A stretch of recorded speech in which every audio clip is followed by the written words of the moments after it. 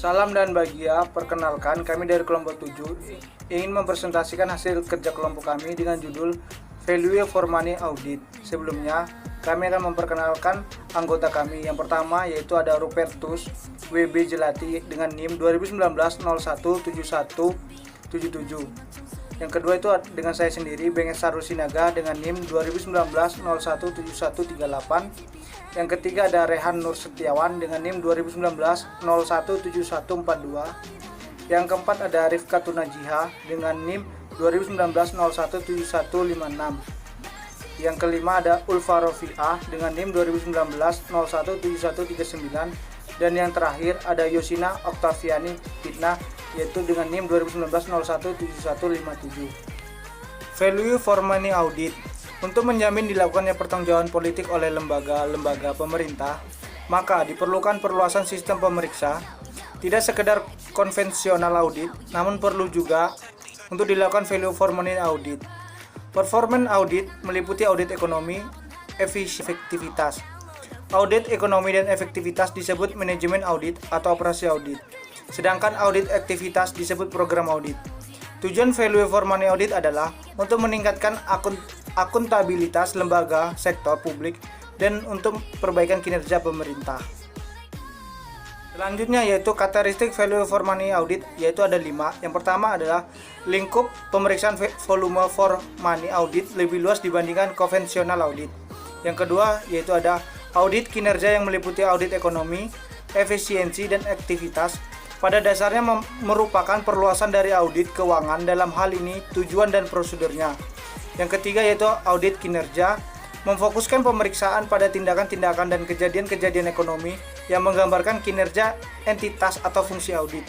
Yang keempat yaitu kinerja suatu organisasi dinilai baik jika organisasi yang bersangkutan mampu melaksanakan tugas-tugas dalam rangka mencapai tujuan yang telah ditetapkan pada standar tinggi dengan biaya rendah. Dan yang terakhir yaitu ada salah satu hal yang membedakan value for money audit dengan konvensional audit adalah laporan keuangan. Baiklah, selanjutnya itu audit ekonomi dan efisiensi. Ekonomi mempunyai arti biaya terendah, sedangkan efisiensi mengacu pada rasio terbaik antara output dan biaya atau input. Audit ekonomi dan efisiensi bertujuan untuk menentukan yang pertama yaitu apakah suatu entitas telah memperoleh, melindungi, dan menggunakan sumber dayanya secara ekonomis dan efisiensi. Kedua yaitu penyebab terjadinya praktik-praktik yang tidak ekonomis atau tidak efisien, termaksud ketika mampu organisasi dalam mengelola sistem informasi, produk administrasi, dan struktur organisasi. Baik, selanjutnya itu hal yang perlu diperhatikan dalam audit ekonomi dan efisiensi menurut The General Accounting Official Standard 1094. Yang pertama, mengikuti ketentuan pelaksanaan pengadaan yang sehat. Kedua, melakukan pengadaan sumber daya sesuai kebutuhan dengan biaya terendah. Ketiga, melindungi dan memelihara semua sumber daya yang ada secara memadai. Keempat, menghindari duplikasi pekerjaan atau kegiatan yang tanpa tujuan atau kurang jelas tujuannya. Kelima, menghindari adanya pengangguran sumber daya atau jumlah pegawai yang berlebihan. Keenam, menggunakan produk kerja yang efisien. Ketujuh, menggunakan sumber daya yang minimum. Kedelapan, mematuhi persyaratan peraturan perundang-undangan. Kesembilan, melaporkan ukuran yang sah dan dapat dipertanggungjawabkan mengenai kehematan dan efisien. Baik, saya akan melanjutkan slide berikutnya, yaitu audit ekonomi dan efisiensi. Audit mengukur efisiensi berdasarkan kinerja yang telah ditetapkan untuk mengetahui apakah organisasi telah menghasilkan output yang optimal dengan sumber daya yang dimilikinya. Audit dapat membandingkan output yang telah dicapai pada periode yang bersangkutan. 1. Standar yang telah ditetapkan sebenarnya. Yang kedua, kinerja tahun-tahun sebelumnya. Yang ketiga, unit lain pada organisasi yang sama atau pada organisasi yang berbeda. Proses untuk melakukan audit ekonomi dan efisiensi sama dengan jenis audit yang lain. Secara umum, tahap-tahapan audit yang dilakukan meliputi: yang ke-1, pencatatan audit; yang kedua, mereview sistem akuntansi dan pengendalian internal; yang ketiga, menguji sistem akuntansi dan pengendalian internal; yang keempat, melaksanakan audit; yang kelima, menyampaikan laporan.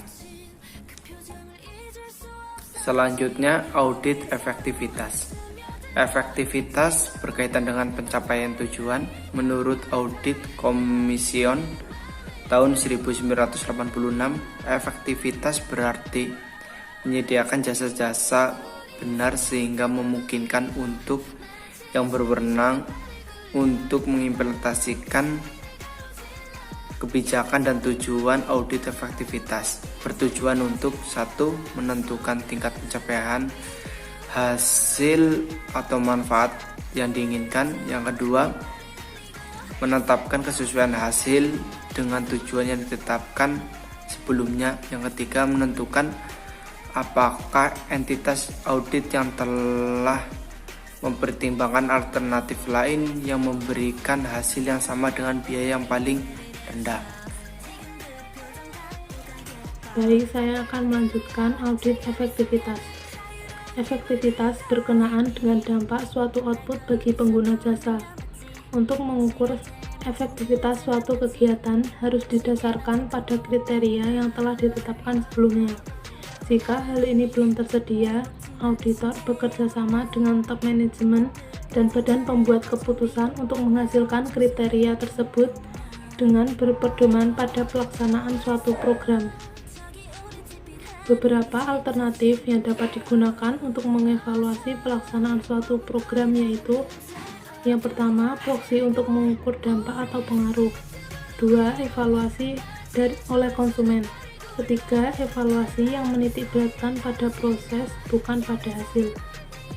Hal yang perlu dipertimbangkan dalam pelaksanaan evaluasi suatu program: yang pertama, apakah ada pengaruh dari program tersebut; kedua, apakah program tersebut relevan atau realistik; ketiga, apakah program telah mencapai tujuan yang telah ditetapkan; keempat, apakah ada cara-cara yang lebih baik dalam mencapai hasil.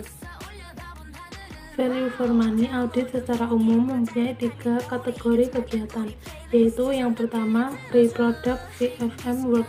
Pekerjaan value for money audit yang merupakan tujuan sekunder di samping pekerjaan-pekerjaan utama yang lebih penting. Pekerjaan ini biasanya kurang terstruktur dibandingkan dengan kegiatan atau tugas yang lainnya. Kedua, enrichment review. Pekerjaan value for money audit yang dilakukan untuk menjamin atau memastikan bahwa klien telah melakukan tugas administrasi yang diperlukan untuk mencapai value for money. Yang ketiga, performance review. Pekerjaan yang dilakukan untuk menilai secara objektivitas value for money yang telah dicapai oleh klien dan membandingkannya dengan kriteria atau pembanding yang valid. Untuk melaksanakan proses audit kinerja pada organisasi sektor publik atau pemerintahan, diperlukan beberapa prasyarat yang harus dipenuhi di dalam audit kinerja, yaitu: yang pertama, auditor atau orang atau lembaga yang melakukan audit, auditi atau pihak yang diaudit, resipien atau pihak yang menerima hasil audit. Yang kedua, hubungan akuntabilitas di antara auditi atau subordinate dan audit resipien atau otorisasi yang lebih tinggi. Yang ketiga, independensi antara auditor dan auditi. Yang keempat, pengujian dan evaluasi tertentu atas aktivitas yang menjadi tanggung jawab auditi oleh auditor untuk audit resipien. Pihak-pihak yang terlibat dalam audit kinerja.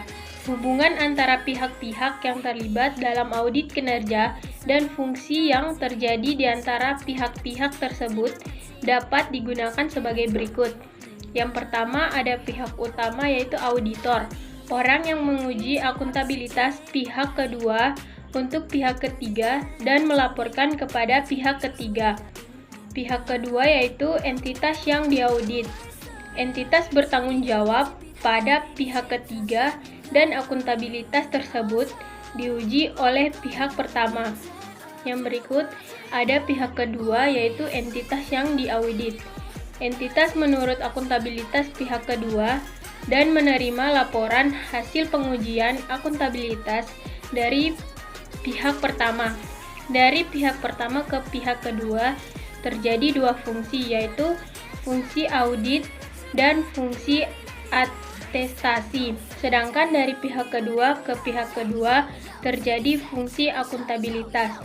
Auditor disebut pihak pertama karena auditor dapat mengakses informasi keuangan dan informasi manajemen dari organisasi yang diaudit, memiliki kemampuan profesional dan bersifat independen.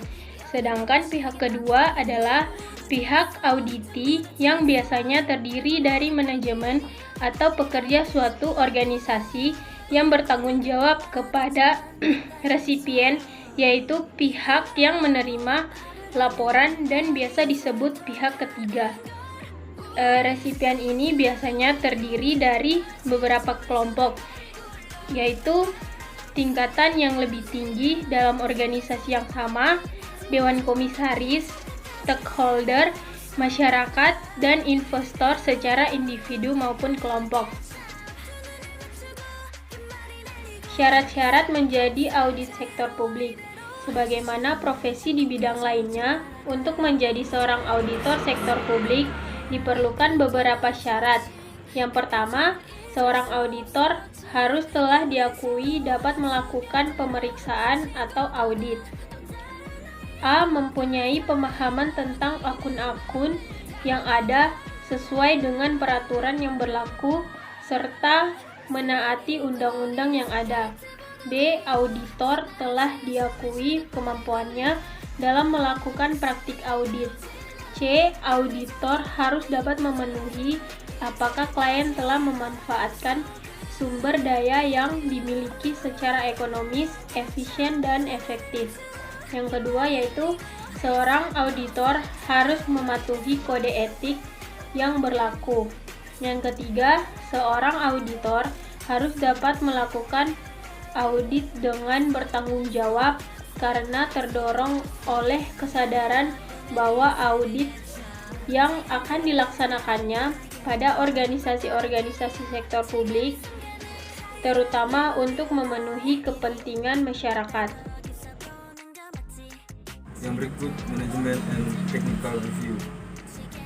Itulah fungsi manajemen secara umum mengenai perencanaan, pengorganisasian, pengarahan, pengendalian, dan metode teknik khusus yang digunakan oleh entitas untuk menentukan.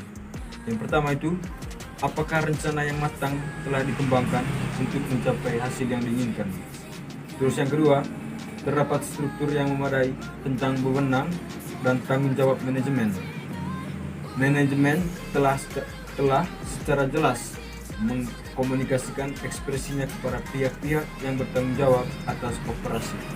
Dan yang terakhir, pelaksanaan diawasi dan dievaluasi secara reguler dengan menggunakan kriteria yang memadai sehingga varian dari rencana dapat dideteksi dan dikoreksi tepat pada waktunya.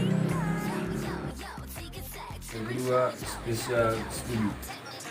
Special study adalah telaah yang diarahkan untuk mencapai kesesuaian terhadap spesifikasi tertentu sesuai dengan permintaan. Jadi sebagai contoh, special study mungkin dilaksanakan yang pertama untuk penelitian mengenai dugaan terjadi kesalahan atau kecurangan. Yang kedua, menilai kecukupan pengendalian internal dalam sistem informasi manajemen atau sistem akuntansi yang diterapkan. Terus yang ketiga, konsultasi dengan manajemen berkaitan dengan masalah keuangan atau berkaitan dengan masalah kinerja. Dan yang terakhir, mengevaluasi penggunaan dana untuk kegiatan investasi yang mungkin berpengaruh terhadap operasi organisasi masa mendatang. Terima kasih.